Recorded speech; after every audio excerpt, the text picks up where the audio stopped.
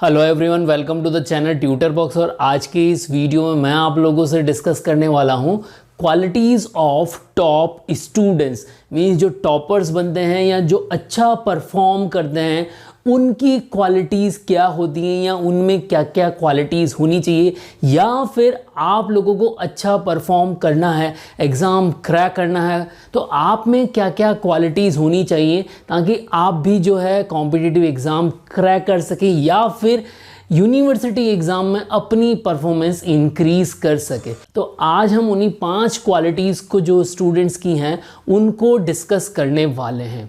तो देखिए, इसमें से एक क्वालिटी तो सभी बच्चों में होती है जनरली, ठीक है।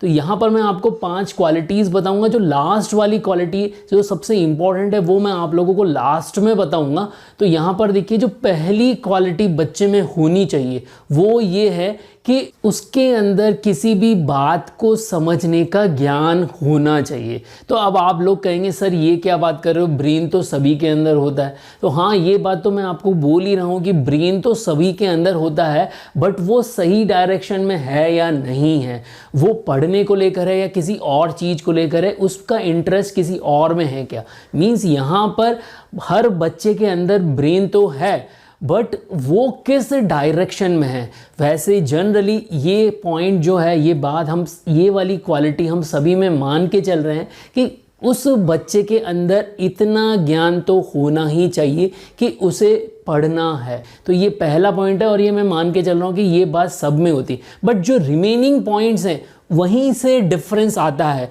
क्योंकि बच्चों की क्वालिटी भी तो ऐसे ही होती कि पुअर है, फिर उससे अच्छा है, फिर उससे अच्छा है और फिर बहुत अच्छा है, ठीक है।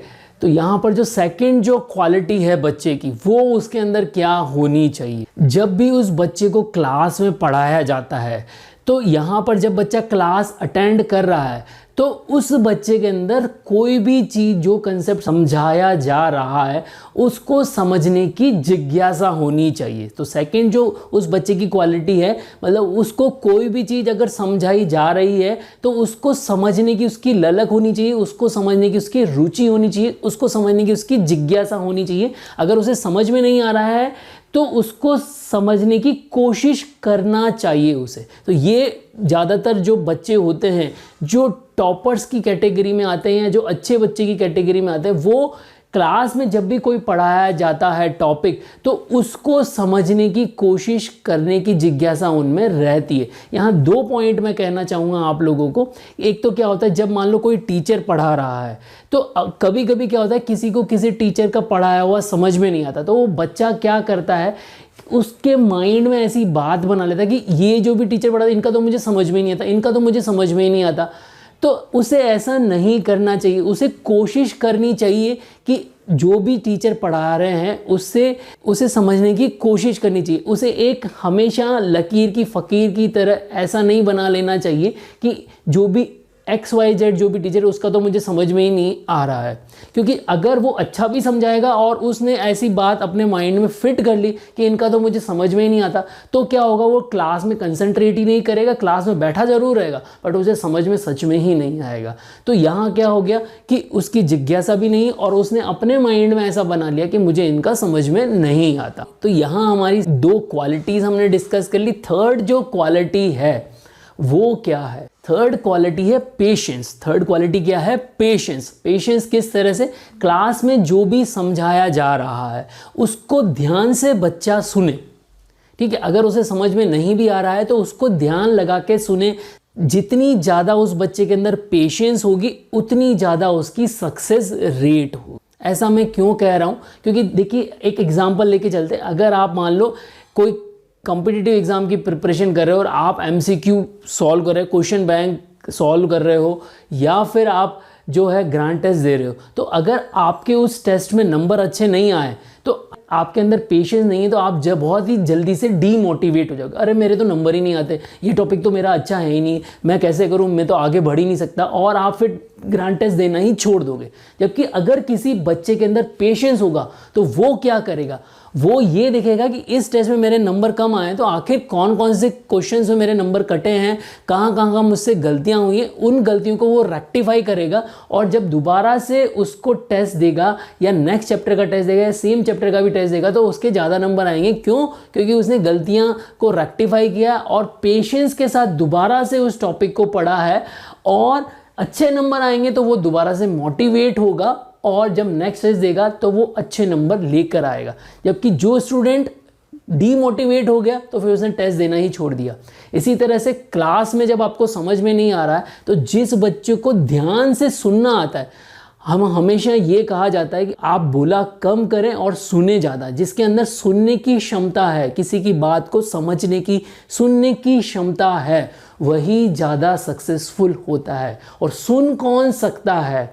वही बच्चा सुन सकता है जिसके अंदर पेशेंस हो। घर में भी अगर आपको डांट दिया जाता है और आप जब आपके मम्मी पापा ने आपको डांटा है और आप अगर उनके पीछे के पीछे उनको जवाब देते हैं, इसका मतलब आपको पेशेंस नहीं है। और जो बच्चा जवाब नहीं देता, जो सुन लेता है, उसको पता है कि उसकी गलती पे उसको डांटा गया है। तो patience is the key for the success. समझ में आ गया? तो जिस बच्चे के अंदर पेशेंस है वो जो है सक्सेस की तरफ अपने कदम बढ़ा लेगा। क्लियर?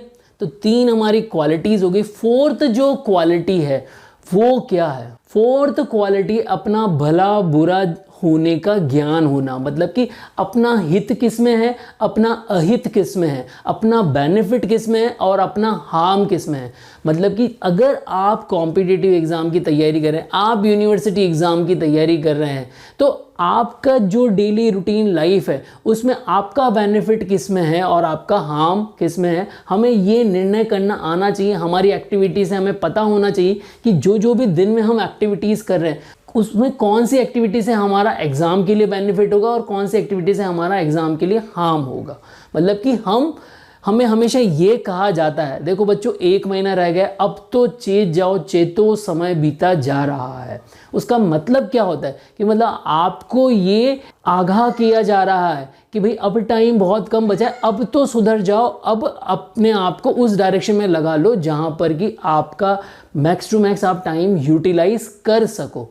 तो हमारी जो भी एक्टिविटी हुई एग्ज़ाम के लिए, कि सपोज़ करो कोई दोस्त कह रहा है कि एग्ज़ाम पास में, फिर भी वो अगर ऐसा कह रहा है आपको डिस्ट्रैक्ट कर रहा है स्टडी से, तो आपको पता होना चाहिए कि ये मुझे डिस्ट्रैक्ट कर रहा है। क्योंकि बहुत सारे फ्रेंड्स ऐसे भी होते हैं। तो आपको फ्रेंड्स की पहचान का पता होना चाहिए कि कौन सा फ्रेंड अच्छा है, कौन सा सही नहीं है, कौन आपको स्टडी से डिस्ट्रैक्ट कर रहा है, कौन आपको स्टडी में लगा रहा है। तो ये अच्छे भले बुरे का ज्ञान होना ही सबसे इम्पॉर्टेंट है। जनरली बच्चों को इसका ज्ञान ही नहीं होता और वो अपने आप को दूसरी चीज़ों में इन्वॉल्व कर लेते हैं और पढ़ाई से डिस्ट्रैक्ट हो जाते हैं। तो अगर ये क्वालिटी आपके अंदर हुई, आपको अच्छे बुरे की समझ हुई, तो आप जो है आगे एक्सेल कर जाएंगे। आपको सक्सेस लेने से कोई नहीं रोक सकता। और दूसरा, अगर क्लास में जो भी टीचर की बात सुन रहे हैं, क्लास में अगर आप पढ़ रहे हैं, तो आप बिल्कुल प्रसन्नचित्त होकर, हैप्पी होकर उस बात को सुने। क्योंकि कभी कभी टीचर आपका अच्छा कहने के लिए आपको डांट भी लगा देता है। तो जनरली जो बच्चे डांट लगाने पर मूड ख़राब करके क्लास में बैठे रह के क्लास में पढ़ते हैं, तो उनका वो क्लास में केवल बैठे ही रहते हैं, क्योंकि उनका मूड तो लग ही नहीं रहा, क्योंकि उनका तो मूड ख़राब हो गया, टीचर ने डांट दिया। जबकि एक दूसरा बच्चा है, उसको पता है कि टीचर ने मुझे डांटा है, मेरा बुरा ना हो और मुझे सक्सेस मिले, इसके लिए ही मुझे डांटा है, मेरे अंदर सुधार करने के लिए ही टीचर ने मुझे डांटा है। अगर वो ये बात सोचेगा तो क्लास में खुशी खुशी जो भी टीचर ने पढ़ाया उसको सुनेगा और खुश रह के कुछ चीज़ सुनेगा, तो डेफिनेटली उसका जो भी टीचर ने पढ़ाया उसको समझ में आएगा। और अगर आपने दुखी रह के और मूड खराब करके सुना तो आपको समझ में ही नहीं आएगा। तो यहाँ ये सिद्ध हो गया कि हमें अपने अच्छे बुरे का ज्ञान हो गया। टीचर ने डांटा, हमारे अच्छे के लिए डांटा, हमारे बुरे के लिए नहीं डांटा। लास्ट एंड इंपॉर्टेंट जो पॉइंट है वो क्या है, इसमें 2 बातें। एक तो हमारी बात है मैच्योरिटी ऑफ द स्टूडेंट, कि स्टूडेंट कितना मैच्योर हो गया है, और दूसरी बात ये है कि उसकी पढ़ने की स्टाइल क्या है। तो देखिए यहाँ पर मैच्योरिटी से मतलब ये है कि अगर आप मैच्योर होंगे तो आपको पता होगा कि आपको कैसे पढ़ना है। तो जब कभी भी कोई टीचर आपको पढ़ा रहा है तो जो टॉपर्स होते हैं वो क्या करते हैं, और यही हमारा सबसे इंपॉर्टेंट पॉइंट है। टॉपर्स क्या करते हैं, जनरली वो जो भी टॉपिक पढ़ाया जा रहा है उसको पहले पढ़ लेते हैं। तो जब टीचर जब पढ़ाने वाला है उस टॉपिक को, वो एक दिन पहले ही उसने पढ़ लिया, अब जब नेक्स्ट डे टीचर पढ़ा रहा है तो उनके वो टीचर से वही क्वेश्चन करते हैं, क्योंकि एक दिन जब उन्होंने पढ़ा है एक दिन पहले, तो उनको जो जो पॉइंट समझ में नहीं आया वो पॉइंट लिख लेते हैं, और जब क्लास में टीचर ने समझाया अगर उनको समझ में आ गया तो कोई दिक्कत नहीं है, और अगर समझ में नहीं आया तो वो क्वेश्चन रेज कर लेते हैं। तो यहाँ पर उनके बहुत सारी चीज़ें क्लियर हो जाती है, और उसके बाद ही वापस उसी टॉपिक को वो सेम डे रिवाइज कर लेते हैं। तो एक टॉपिक उनका 3 बार रिवाइज हो गया, मतलब 2 दिन के अंदर में 3 बार रिविजन। एक बार उन्होंने खुद पढ़ लिया, एक बार टीचर ने पढ़ा दिया, और तीसरी बार उन्होंने शाम को खुद पढ़ लिया। तो अगर एक टॉपिक 3 बार आपका रिवाइज हो गया और नेक्स्ट डे आप एक बार और रिविजन कर लेंगे, तो 2 दिन के अंदर आपके 4 रिविजन हो गए उतने। और इतना सा रिविजन करने आपको बहुत कम टाइम लगेगा। फर्स्ट टाइम पढ़ा आपको ज़्यादा टाइम लगेगा, जब टीचर ने पढ़ाया तब आपको कम टाइम लगा, या 1 घंटे की क्लास है तो 1 घंटे आपने पढ़ा है। बट जब 1 घंटा पढ़ा है उसको आप जब दोबारा थर्ड टाइम पढ़ोगे तो आपको केवल 15 मिनट लगेंगे, और नेक्स्ट डे तो आपको 10 मिनट से ज़्यादा नहीं लगेंगे। तो अगर ये हैबिट आपकी है तो आपको सक्सेस लेने से कोई नहीं रोक सकता। और दूसरा, अगर मान लो आप पहले दिन पढ़ के नहीं भी जाते हैं, टीचर ने पढ़ाया उससे पहले पढ़ के नहीं जाते हैं, फिर भी क्या हो, जो टीचर ने पढ़ाया है सेम डे, एक टीचर के बाद जब सेकंड टीचर की क्लास आती है तो बीच में 5 से 10 मिनट का गैप होता है, तो आप उस दौरान भी जो टीचर पढ़ा के गया उसको पढ़ें, और जब क्लास पूरी ख़त्म होगी तो शाम को घर पर आकर उस टॉपिक को देखें और उसको डिस्कस करें, उसका चिंतन मनन करें। अगर आपको उसका डिस्कशन करोगे, उसको रीड करोगे और उसको अच्छे से समझोगे तो आपको समझ में आएगा और आप अपनी प्रॉब्लम को अगले दिन टीचर के सामने रख सकोगे। तो अगर ये चीज़ें आपके अंदर हैं तो आपको सक्सेस लेने से कोई नहीं रोक सकता। मतलब जो 5th हमारा पॉइंट था उसमें जो क्वालिटी थी वो थी रेगुलरिटी और सिंसियरिटी। मतलब आपकी रेगुलरिटी और आपकी सिंसियरिटी है तो आपको सक्सेस लेने से कोई नहीं रोक सकता। तो समराइज वे में मैं आप लोगों को बताता हूँ कि हमने 5 क्वालिटीज़ स्टूडेंट्स की बताई है। पहली क्वालिटी है कि उसके अंदर उसका ब्रेन होना जो कि सबके अंदर है, मतलब उसका ज्ञान होना वो जो कि अंदर सबके अंदर है। सेकंड, कि हमें समझने की जिज्ञासा होनी चाहिए, हमारे अंदर समझने की लगन होनी चाहिए और ध्यान से कंसंट्रेट होकर हम उस चीज़ को समझें। थर्ड जो हमारा जो क्वालिटी थी वो थी पेशेंस। बच्चे के अंदर पेशेंस होनी चाहिए। और जो 4th हमारी क्वालिटी थी, हमें अपना भला बुरा या हमें अपना बेनिफिट और लॉस किस में उसकी जानकारी हो, तो हमारे कदम जो है गलत डायरेक्शन में नहीं बढ़ेंगे। और 5th जो क्वालिटी है हमारी रेगुलरिटी एंड सिंसियरिटी। अगर ये 5 क्वालिटी आपके अंदर हैं तो आपको सक्सेस लेने से कोई नहीं रोक सकता। आई होप आप लोगों को जो भी मैंने पॉइंट्स बताएं वो आपको अच्छे लगेंगे। और इसमें से कोई भी चीज़ आप नहीं करते तो उसको अपनी लाइफ में अपनाएं। डेफिनेटली आप अगर इस चीज़ को अपनाएंगे तो आपको कहीं ना कहीं कुछ ना कुछ बेनिफिट होगा। और अगर आपको बेनिफिट होता है तो आप इसको कमेंट बॉक्स में लिखें। और एटलीस्ट अगर आप लोगों को अच्छा लगा तो एक फ्रेंड को तो शेयर जरूर करें। जय भारत, जय हिंद।